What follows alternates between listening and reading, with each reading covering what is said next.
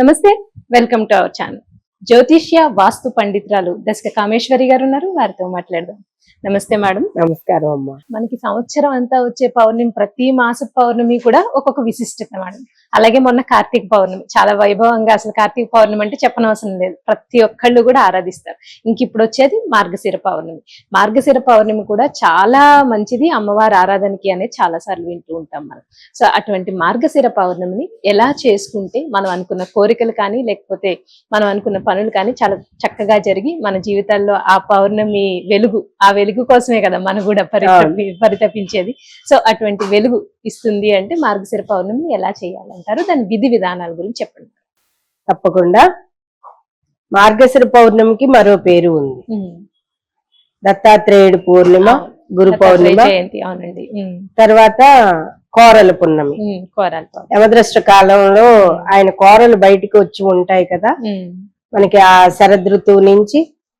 అది కూడా మనకి ఒకటి చెప్పబడుతుంది. కోరల పున్నమి నాడు ఏం చెయ్యకూడదు అనే పనులు కూడా మనకి చెప్పడం జరుగుతుంది.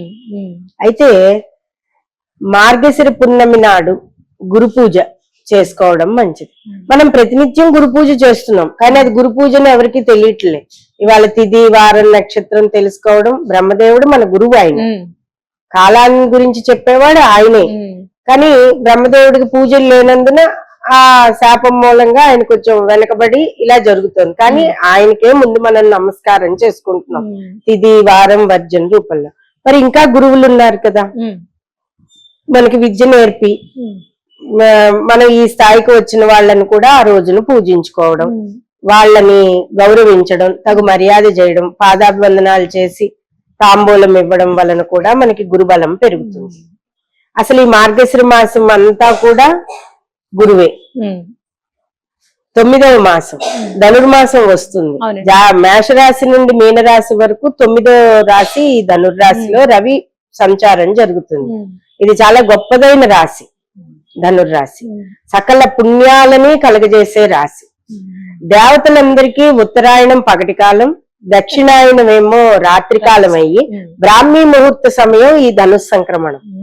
ఈ ధనుర్రాశి జాతక చక్రంలో మేషరాశి నుండి మీనం వరకు వెళ్తే ధనుర్రాశిలో రవి సంచారం అప్పుడు వాళ్ళకి ఇదే సమయంలో మనకి గురుబలం పెంచుకోవడానికి అనేక విధములైన పద్ధతులు మనకి పురాణాల్లో చెప్పబడ్డాయి.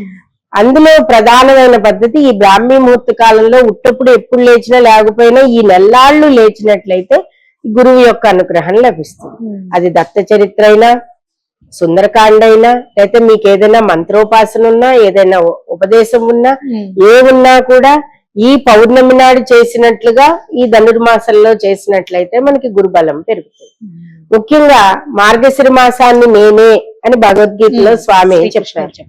హేమంత ఋతువులో వచ్చే ఈ మార్గశిర మాసం ఒక చిరు జ్యోతి వంటిది అనమాట, జీవితాలన్నింటికి వెలుగుని చూపిస్తుంది. బ్రాహ్మీ ముహూర్త కాలం కదా మరి దేవతలకి, రాబోయేది ఉత్తరాయణ పుణ్యకాలం.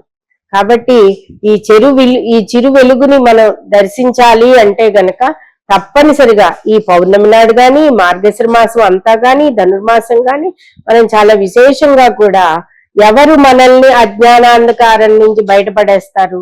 గురువే.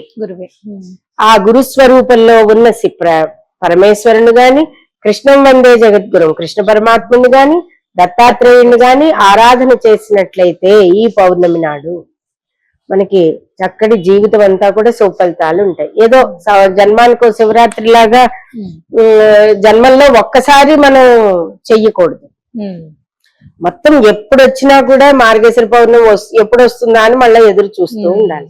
అలాగే లలితా త్రిపుర సుందరి గురుమండల రూపిణి, సర్వం శక్తిమయం, మొత్తం సకల దేవతలు కూడా ఆవిడ పాదాల దగ్గర ప్రణమిల్లుతూ ఉంటారు.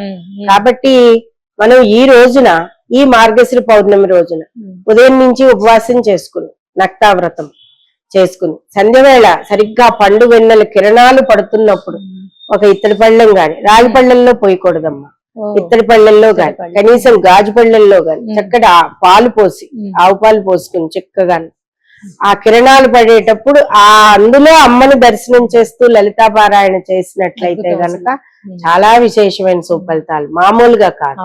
అమ్మని పూజించుకుంటే ఇంకా ఆవిడ తప్పకుండా మనకి దర్శనం ఇస్తుంది అమ్మవారు. అదొక రకంగా మనం ఆ పద్ధతిలో కూడా అమ్మవారి పూజ చేసుకోవచ్చు. ఇక ఇవన్నీ వద్దండి, మేమేమీ చేయలేం. మేము ఉపాసన చేసుకోవాలి, సమీపంగా భగవంతుడి దగ్గరగా ఉండాలి అని. కృష్ణనామం ఓం నమో భగవతే వాసుదేవాయ, ఓం శివాయ గురవే నమః. దక్షిణామూర్తి నామం శ్రీ మేధా దక్షిణామూర్తియే నమః. మెయిన్ దత్తాత్రేయుడే, దత్తనామం జై గురుదత్త, సిద్ధమంగళ స్తోత్రం, శ్రీపాద శ్రీవల్లభుల చరిత్రలు చదువుకోవడం కూర్చుని చేసినట్లయితే భగవదానుగ్రహం. మీరు ఎల్ఐసిలోను వాటిల్లోను మ్యూచువల్ ఫండ్స్ లోను డబ్బులు దాచుకున్న దానికి 100 రెట్లు పుణ్యం మీ ఖాతాలో తప్పకుండా పడుతుంది. ఆ పుణ్యాన్ని ఎలా ఖాతా వేసుకోవాలో పండితులందరూ చెప్తున్నారు, డబ్బులు ఎలా ఖాతా వేసుకోవాలో మిగిలిన చదువుకున్న ఆర్థిక నిపుణులు చెప్తున్నారు. కాబట్టి అదొక్కటే దృష్టి కాకుండా పుణ్యాన్ని కూడా మనం శిర పౌర్ణమి రోజు ఏ విధి విధానాలు పాటించాలి అనేది చాలా చక్కగా అందరికీ అర్థమయ్యే సరళమైన రీతిలో చెప్పారు. కృతజ్ఞతలండి.